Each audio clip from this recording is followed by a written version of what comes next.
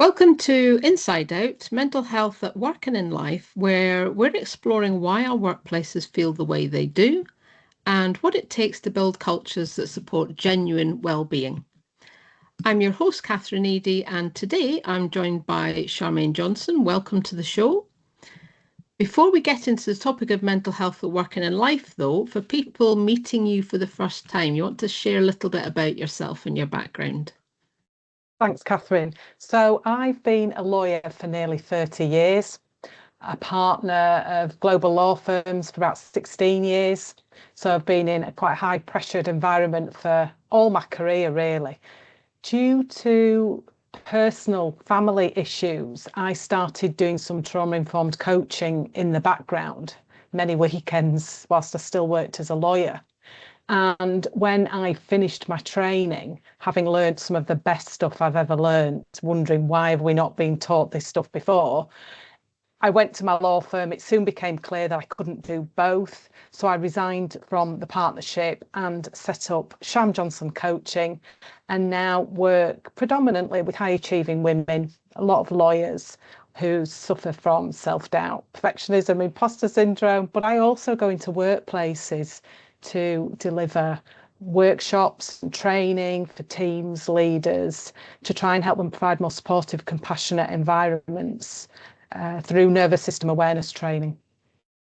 Yeah, and that's really, really kind of just reminded me there of many clients that we work with and the individuals I see in that space, from people in architects, lawyers as well. And those high pressure, that self-compassion is it's a real interesting thing that people really struggle with, to give themselves that. So I can see how that is so important in the work that you're doing, which is great. So thinking about that, kind of starting with the first question about that mentally healthier workplace and what you're seeing and the work that you've done, what do you think it actually looks like in practice? In an ideal world, Catherine, if I had a magic wand, all workplaces would have people managers, leaders who understand the human science of stress and behaviour and the link.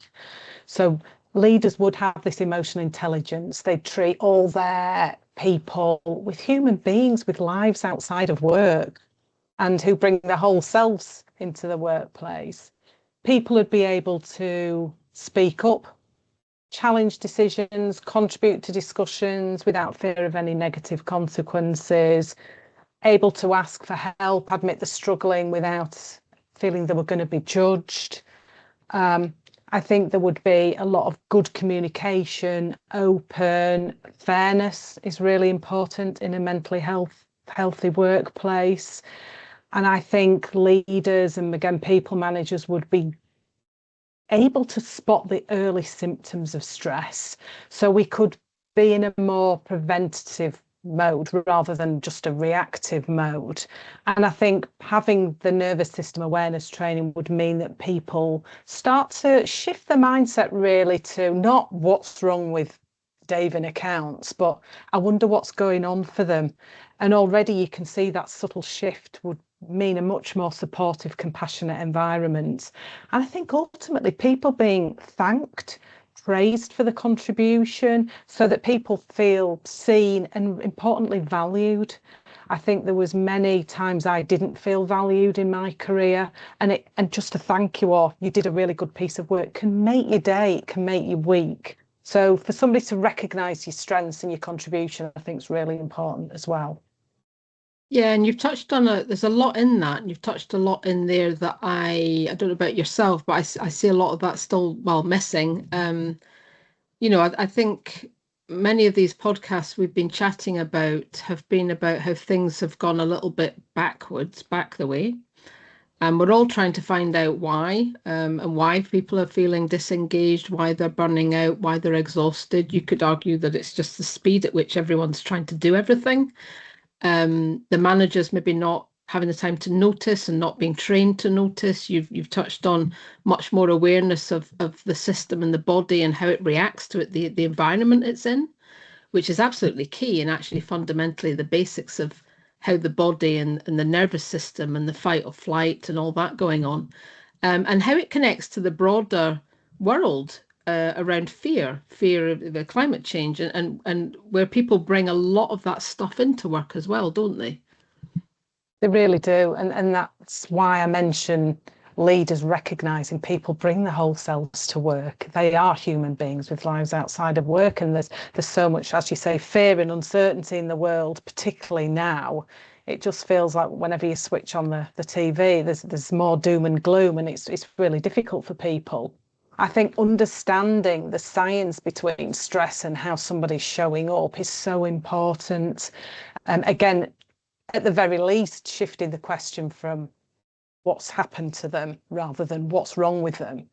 And I think if we all had this nervous system awareness and understood why we were showing up in a particular way, particularly for leaders, it would be so much easier to understand why somebody is the way they are. For example, you might see somebody who procrastinates a lot and you can't really understand why they're not getting back to clients, they're not getting back to their colleagues with pieces of work, and you just end up with somebody ultimately being performance managed out, when actually if they understood the nervous system and biologically why they might be showing up the way they are, they might think, well, I wonder what's going on for that person. It may be that they're stuck in freeze mode, which means they're very indecisive. The procrastination is deeper than just being disorganized, perhaps. There's something else going on for them. And I think being able to say, I've noticed that, rather than somebody being pulled up for it, again, creates this much more supportive, compassionate environment.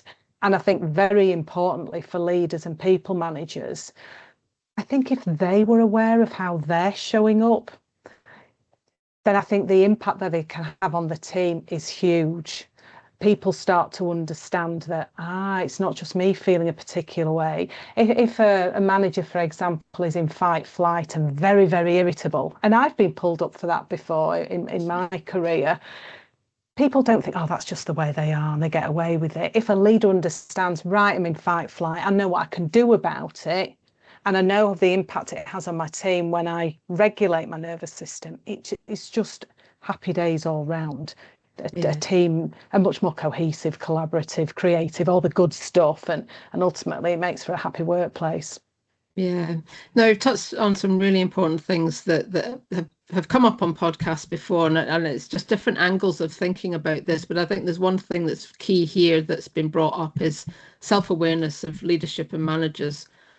Not a huge amount of it. And is it necessarily the manager or leader's fault? Often it isn't. It's just they're also hugely under-resourced, struggling with capacity, and their own nervous system is responding to their environment that they're in, which then displays a behavior or an emotion or a feeling that others see and think that's just the way they are, as you said. So there's a lot actually we can do about this. I think maybe, touching on the kind of next question about where you do see organizations getting stuck. I mean, one thing that stands out for me is just, do we all need a bit more curiosity about what's going on around us, and how do we be a bit more curious in finding out where people are at and what we can do to help them? Do you see that as something, as well as some other thoughts you have on where organizations are getting stuck?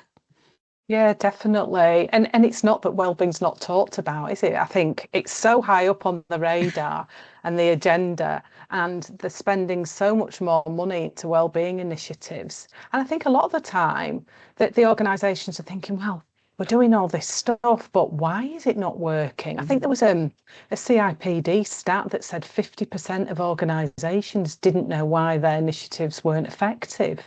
And I think it's been great, hasn't it? We've had the mental health first aiders, we've got the employee assistance programs. These are all brilliant and well needed. I think the next level solution is around understanding biologically why we're showing up the way we are. And I think you talked about being curious. And I think when you're in a regulated nervous system, you're feeling calm, present, curious, confident, all that. You can be like that. It's known when your system moves into a stress response, fight, flight, or freeze, then you sort of lose that curiosity, and the anxiety takes over, or the irritability takes over, and you sort of lose the ability to be curious. So I think if people managers and their teams can all understand, okay, I know what this is. I'm feeling like I'm moving into a stress response. Biologically, I know what's going on with my own nervous system. They can take steps to do something about it, whether that's 5 minutes sitting outside, noticing what's going on around them, or breathing techniques. And there's a whole host of different things just to shift out of that stress response into that nice green zone, if you like, where you can regain a bit more calm and focus and have that curiosity to think what's going on here.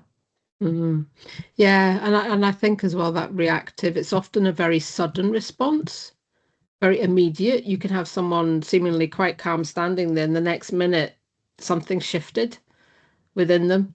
And I think there's something about it's often immediately reactive and quite sudden, people's responses. Do you think some people are caught out by the way they respond unintentionally? Because I think there's not necessarily, and this comes up in discussions as well, is people say, oh, the manager does this often, or they know what they're doing and they know why they behave the way and why they respond and get frustrated with people. But sometimes it's not always as simple as that, as that person knowing that they're responding that way. Do you think that reactions can be too sudden, too unaware, and people can't catch them quick enough?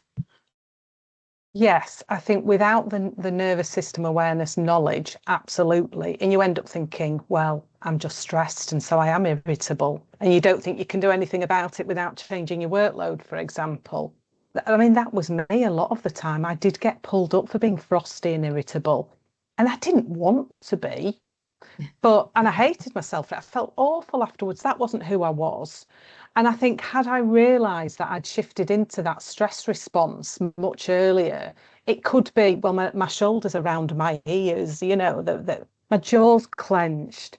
Perhaps I've got digestive issues, just to understand the early signs that I was moving into a stress response. And that could mean, oh, well, I can do something about it. But a lot of the time we do just have a reaction. And of course, then the other person who's often all as well not nervous system aware, they can think, I'm going to be really defensive about that. So you end up with two nervous systems, both in the fight flight, and there's absolutely no resolution when you're meeting somebody in a fight flight response. So I think if we have this knowledge, we have this nervous system aware training, it's a game changer, because in all the 30 years of being in the legal profession, doing mental health training, mental health awareness, resilience training, at no point did anybody ever mention the nervous system to me. And I almost stumbled across it by accident, because of personal family issues. Had I known then what I know now, my career would not have been as stressful or as frustrating. I was definitely on the road to burnout, but I just thought I have to work harder and harder and harder and harder to prove myself. But actually, there was a lot of things I could have done back then. And that's why I'm so keen to go into workplaces now, to think this isn't as good as it gets. It isn't just who you are, and you can do something about it. And when leaders have this training, I think it's almost like a superpower. You can start to see where somebody might be struggling so much earlier. And if there is an outburst, you see somebody with, I call it the invisible backpack of trauma. So we've all got an invisible backpack, haven't we?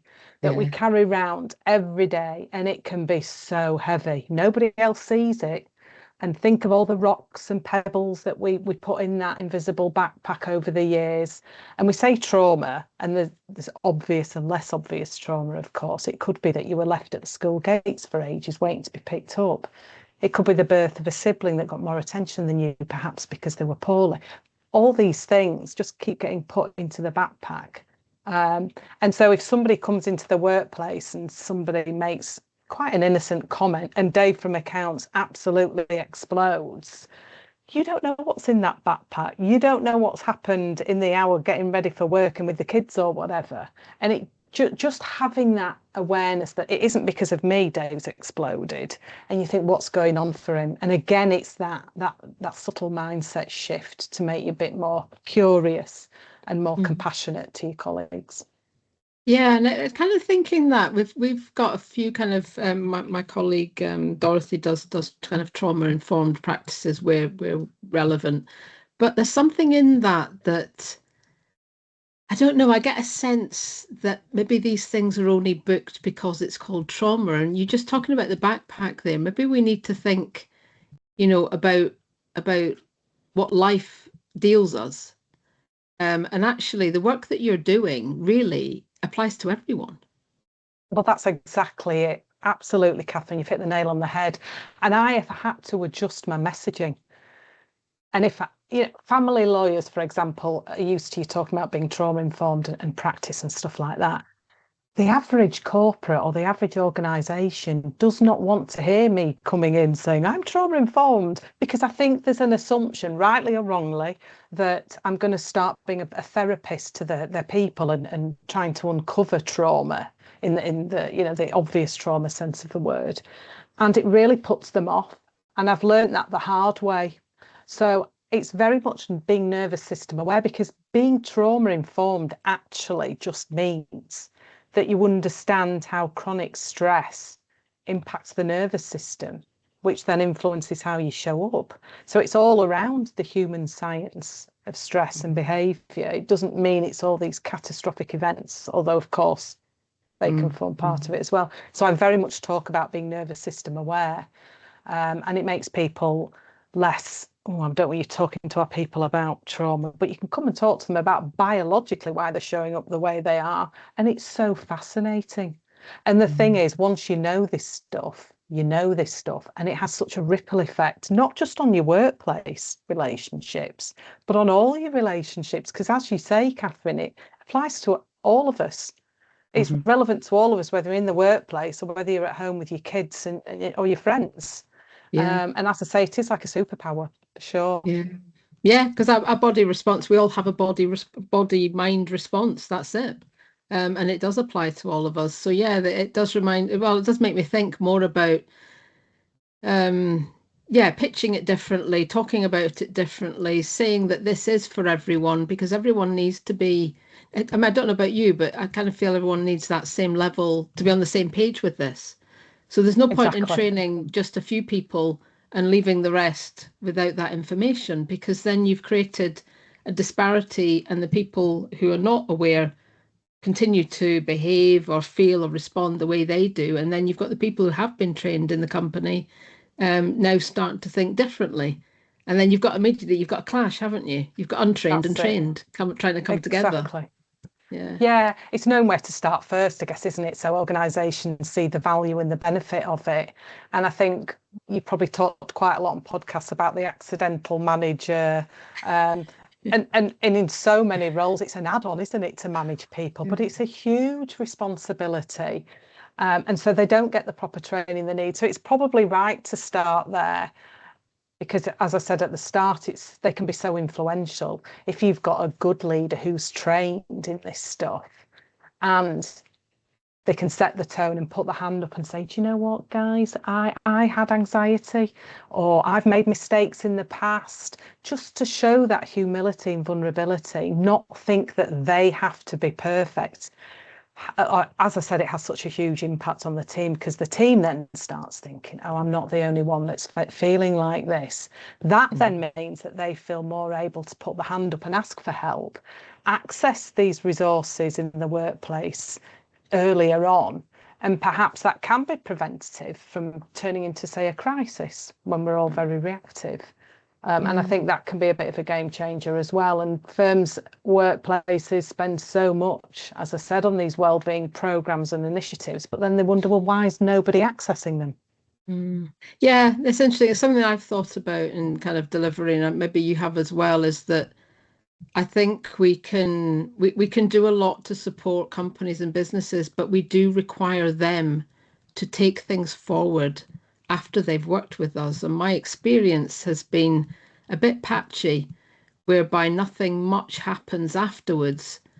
And so the question around why hasn't much shifted or changed could be, well, what was the plan after you had some of this training or this consultancy? Somebody came in and did some work with you. What are the plans that you're going to put in place after that? So I think some of that data is, organizations needing to look at themselves and what they've not put in place planning wise. Absolutely. And I think it's at the very least, it's having conversations, starting conversations, perhaps changing policies to acknowledge that not everybody has 100% capacity at all times. So I think that is important. I think with going into workplaces, it's very much, look, getting this stuff right is great for the individual, but it's a smart business move as well. There's a direct link, isn't there, between how we feel at work to the financial success of an organisation. So again, it's around the messaging for organisations. Look, if you want to reduce this ever increasing sickness absence, the attrition, enhance performance and productivity as well as well-being, well, it's a no-brainer to start implementing some of this stuff. Roll out the training to your people managers and your leaders, roll out the training to your teams, and start to see the stats change, because it'll start to reduce the sickness absence and people leaving. We always say, don't we, as well, that people don't leave a job, they leave a manager, don't they? Well, if you've got a bad manager who probably doesn't want to be a bad manager, but may not have the tools and the training to be a really good manager, then they're shooting themselves in the foot, aren't they, these workplaces? Yeah. It just seems like a no-brainer to get this Yeah. bit right. Yeah, which leads us nicely on to kind of what pressures or blind spots do you wish leaders paid more attention to? Because this ultimately is with us talking about not going in the direction it needs to go in. Well, there clearly are things that need to happen and that leaders need to pay attention to. What do you think at the moment they need to be thinking about?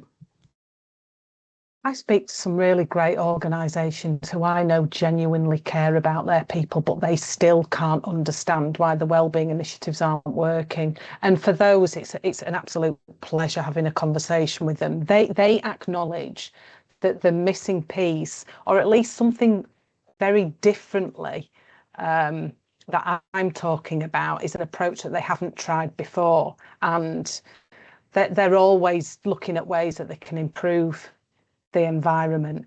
And the nervous system awareness is something that is very often overlooked, particularly in traditional wellbeing strategies. So they like that. They like that. Well, we haven't thought about that before, and it sounds really interesting for the people. So that is brilliant. I think a lot of the times the organisations don't know why something's working, and they don't realise that there is a missing piece of really understanding the system behind their people, the nervous system. And it can sound a bit scientific, but I think it's starting to be embraced a bit more, because they think, well, we're trying everything. We want to improve the situation. We haven't tried that nervous system awareness. So I'm on a bit of a mission, really, to get the message out there that if you can understand what's driving the behaviour of your people, Yeah. and they find it interesting, and the leaders find it interesting, because who doesn't want to know why they are the way they are, right?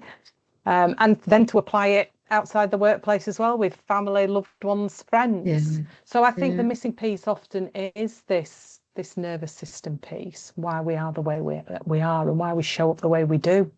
Yeah.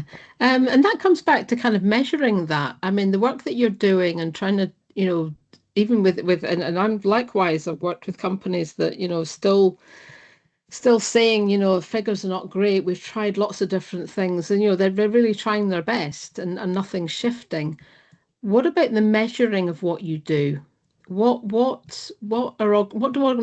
can organizations measure system awareness, the type of training that you're doing? How do they measure that over time? What are they looking Yeah, for? some of it is difficult, isn't it? But I think ultimately they're wanting to reduce absence. So hopefully their absence figures would improve. The rate of people leaving, because it costs them money to replace. Certain sectors measure output. So, for example, in the legal sector, it's all about the billable hours and utilisation, and you can measure on that basis, certainly in an industry like that, as to output. And it's so I think they're probably the key ones that you'd look at.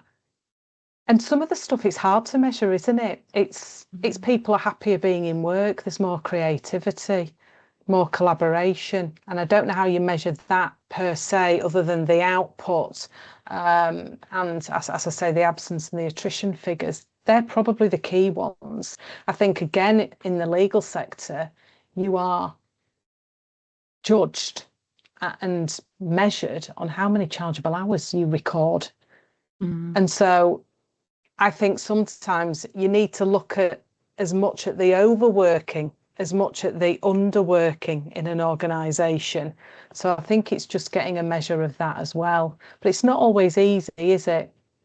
No, no. I mean, one of the hardest things is the kind of measuring of presenteeism and even behaviors and how people respond is hard to measure. And I always think there needs to be that this person that goes around.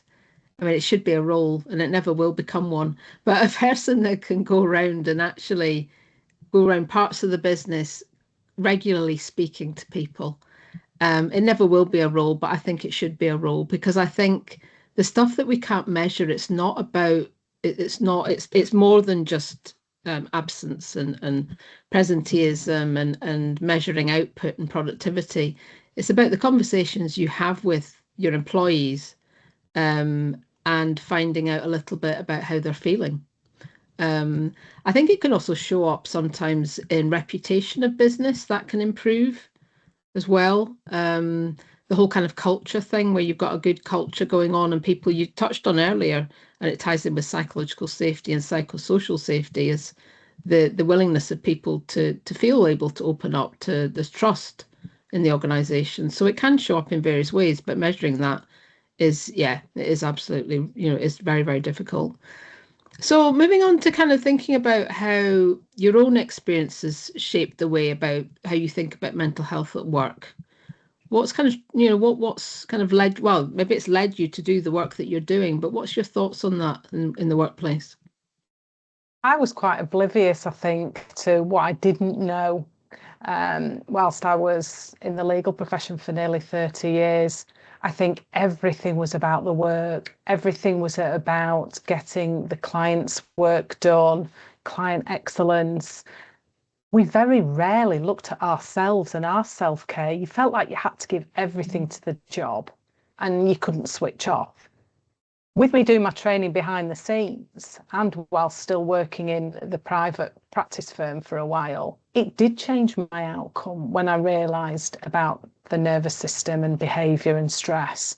It forced me to really have a look at myself, why I had the angry outbursts, but also I started to spend a bit more time with people. There were some people in the organisation that hadn't had anybody ever ask them just to go for a coffee in the 5 years that they'd been there, which I found staggering and really sad because I don't think anybody intentionally does that. I just think it was so conditioned to just work, work, work. I started having more regular catch-ups with people in my team. And again, in the legal profession, you don't get any recognition for that. In fact, it doesn't help you because you record less chargeable hours. But the impact and the response you got back, I used to get messages afterwards saying, Sham, I'm so chuffed that you did that. I walked out of the office feeling like $1 million just from our conversation. I mean, how do you measure that? But if we can have a little bit more of that's what made the biggest difference to me. It was really realising that these are people, human beings with lives outside work, and we can't just leave that at the door when they step into the workplace. And I just was so surprised at the response I got when I started treating people more like that.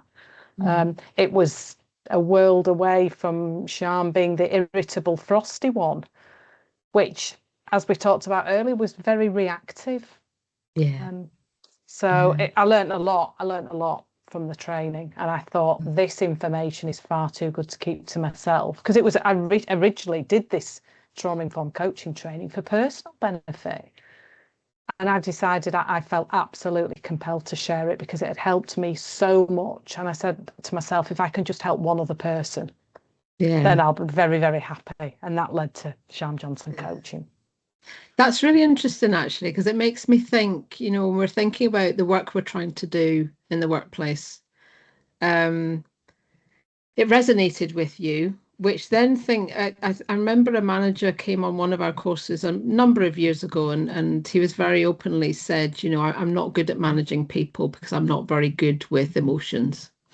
He said, I don't do feelings. And I'm just thinking about what you said there around people who maybe do some form of training but still don't understand it or think it applies to them. Is there any message that you would have for people that maybe push back on some of this? Some people just don't want to go there, do they? They probably don't want to know why they are the way they are. And you can lead a horse to water, can't force it to drink. And I think sometimes maybe we have to recognise our strengths and weaknesses. And perhaps somebody that is more emotionally intelligent, perhaps has more of a hands-on people management role than somebody else. Because ultimately having a poor manager won't help. But it's being able to have these conversations and maybe putting the remit down of what they do feel comfortable doing, because you can't force somebody to be emotionally sensitive and have feelings and acknowledge them, because it's difficult for some people. There's so many people I thought, oh, I could really help you. And they thought, well, they're on their own journey. It's not for me to say. Yeah. And some people do not want to engage with anything that I talk about, and that's fine. And Yeah. as I said, they are on the journey, but perhaps their remit is slightly different because they feel able to say that I'm not comfortable doing X, Y, and Z. And there's other people that would perform part of that role perhaps so much better. And again, better for the workforce as well. Mhm. Well, it's a good message because the message that came from that I've never really forgotten. And it's about for anyone listening about how you adapt to your managers that have often become accidental managers, as we've just said. The person was open enough to say that could the people management of my role be passed on to someone else because I know I am not the right person to people manage. They retained the management of the skill set that they had, but it was just the people side was shifted. So they didn't line manage, whereas before they had line managed. And I think it's interesting about how we set people up in the workplace and the roles that they do, and not automatically think that every single manager is going to be a people manager. That's it. It's playing to strengths and weaknesses again, isn't it? Being aware of them, being able to do that. It just doesn't make sense to me as a business why you'd want to force somebody into a role they're really not comfortable with. Yes, you can give them training, but even after that, if they're still saying I'm struggling, I'm not doing very well, I think there's a conversation to be had there. Yeah.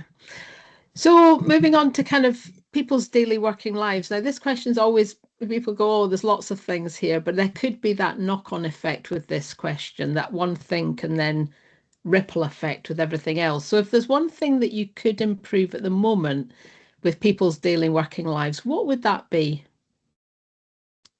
I think it would be for them to realise that if something's keeping them a bit stuck, it isn't just who they are. It's not necessarily a character flaw. And there's something that they can do about it once they realise biologically what's going on for them. It is such a light bulb moment, and it can lift such a lot of shame thinking, oh, it's my nervous system working really hard for me. I'm not just, for example, an angry person. It's my anger's showing up for a reason. So I suppose I want to give people hope that if there's something that they're really stuck with, they can do something about it. Yeah. And I think that's a useful point touching on anger. I mean, what we are seeing is maybe less the kind of explosive anger, but we are seeing frustration. We're seeing impatience. That seems to be a lot more visible. So we're seeing kind of subtle things that people are maybe a little bit short with people. People are rushing all the time. See that regularly. A lot of people coming to our training, they come off the back-to-back meetings and then they finish way back onto back-to-back meetings, and you can just see that exhaustion in them. Like, oh my goodness, I've done a bit of training and now I've got to go and do X, Y, and Z. So I think that whole awareness piece is often the kind of subtle behaviors and things we see around us that I don't know, have we normalized them? It's like sometimes I think, well, frustration's normal, impatience is now normal, rushing about's now normal, being seen to be busy is now normal. It's not really, is it? Absolutely not. And I think once you realise that when you are frustrated, you are rushing and flying around, notice what's happening in the body. This isn't just about mindset anymore. This is the mind brain body connection. If you notice that your shoulders are up round your ears, you've got a tense jaw, perhaps you're not even breathing normally, you know, shallow breathing, you've got a lot more energy, you realise you're in fight flight. And I think awareness and curiosity is the first step to changing that and doing something about it, whether it's, like I say, a breathing exercise or something else. But scientifically, at least you'll know why you're showing up the way you are and what you can do to regain that calm and focus. Because we all want to be in that green zone, because that's where your optimism is, your playfulness, your confidence, the clarity. Yeah. So we'd rather be in there for the workplace, I think, than in a stress response. But often we just assume that's just, like you say, normal. And I think it is very much normalised. You fly around all week, you get to the weekend and you crash because you just don't have capacity for anything else. And sometimes when I speak to some of my clients, they say work gets the best version of me and my actual family get the worst version of me. And that's really sad to hear, isn't it? And I think once you've got the awareness of what's going on, you can do something about it. Yeah, I think that's a very good point, actually. Something not touched on before is that giving your all to work and then your tanks run out for anything else. Even hobbies and interests of your own at the weekend that you might be doing yourself, not just the impact to your family and friends, but the limitations. And I hear that a lot as well. It ties in even with people coming home and being able to have the energy to cook a meal for themselves. So the ordering of Ubers and all the rest of it, just eats and takeaways, is extremely high. And I can't help feel that is because people's tanks by kind of tea time-ish onwards, that they're done. They're finished for the day, because they've expended everything that day. I can relate to that so much. Yeah, I really can. I used to come home with a little black cloud over my head, and I think I was on the road to burnout. You sort of lost the joy in the hobbies and the stuff that you did at the weekend. And if there's 12 steps to burnout, I was probably about 10. And luckily I sort of caught myself. But yeah, you can drift into it very easily and suddenly wake up thinking, how did work become the centre of my universe? And I've got no time for anything else. And you pay for it physically as well as mentally, don't you, of course, because all the stress hormones rushing around your body, the adrenaline, the cortisol, it was only supposed to be there for a short, sharp burst of energy, wasn't it, to get you out of the way of a lion about to eat you or a bus about to hit you. But with them coursing around the body, causing inflammation, can lead to physical ailments as well. Yeah. Yes. And I think that's also why we're seeing more physical ailments in people in their 50s and 60s, as a build-up of their working life comes towards their end of their working life. Their body has come to the point where in their 50s and 60s, while they're maybe still working, the ailments are becoming much more present now in that age group. And certainly for me, I can't help think that a big part of that is the kind of stress of their working lives that they've had. Yeah. Absolutely. So what does still give you hope right now? What's kind of motivating you? I mean, obviously you've talked about kind of where we need the focus to be, which absolutely I can absolutely agree with. But yeah, what's still giving you hope? What's motivating you in the work that you do? I think it's speaking to a workplace that thinks, oh, we've not looked at this before. We really care about our people and we're really fascinated by this. And if it can help our people, it can help the business, happy days. And that's what keeps me going. That there are still loads of organisations that genuinely care about the people. It's not just a tick box. It's not something that they have to do because a client's asked them to do it. They genuinely care about their staff. And I think a lot of younger people will not endure what, say, I endured throughout my career. And the employers that care about the people will be the employers of choice in the future. They'll have a future talent pipeline and the other organisations will fall behind. So it really spurs me on when I speak to an organisation that really wants to help their people, because they know that it helps them and it helps the business and it's just good all round. And I love it when they say, oh, tell me more about this nervous system awareness. I've not come across that before. And hopefully they get as excited as I do, maybe not quite as passionate as I do. But yeah, it's a light bulb moment, I think, for a lot of us when we start realising it's a biological response, not a personality flaw. It's funny, I was actually just going to ask that about kind of what's the one question that people do ask you um, about, and you've said, do tell me more. Is there anything else what's the most regular question that's asked about the work that you're trying to do you think? I think they want to know what it means when I say I'm trauma informed, because that's the formal title. And when I start to talk about being nervous system aware, they start to ask about, so the people pleaser, the perfectionist on the team, the self-doubter, the person that micromanages, is this all related? And you're thinking, yep, it absolutely is related to this nervous system awareness. And so they can start spotting things in their teams already without even going through the training, because we've all got one in the team, haven't we? A perfectionist, somebody with imposter syndrome or whatever it might be. And it really just shifts their perspective straight away. So they ask me a lot about that. Yeah, which is great. Absolutely brilliant. So, for this, yeah, I mean, this has been a really, really interesting topic actually, and actually really important and I'm thinking you maybe have come across other people's work around emotions, and it reminds me of kind of, that emotional intelligence and Susan David's work on emotional agility.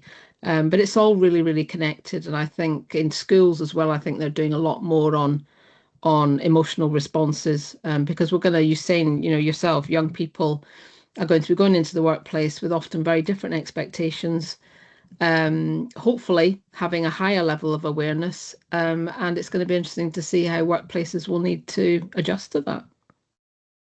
Absolutely. Yeah. Okay, well, Charmaine, thank you very much. That's given us plenty to think about. To everyone listening, look after yourselves, and we'll see you next time on Inside Out.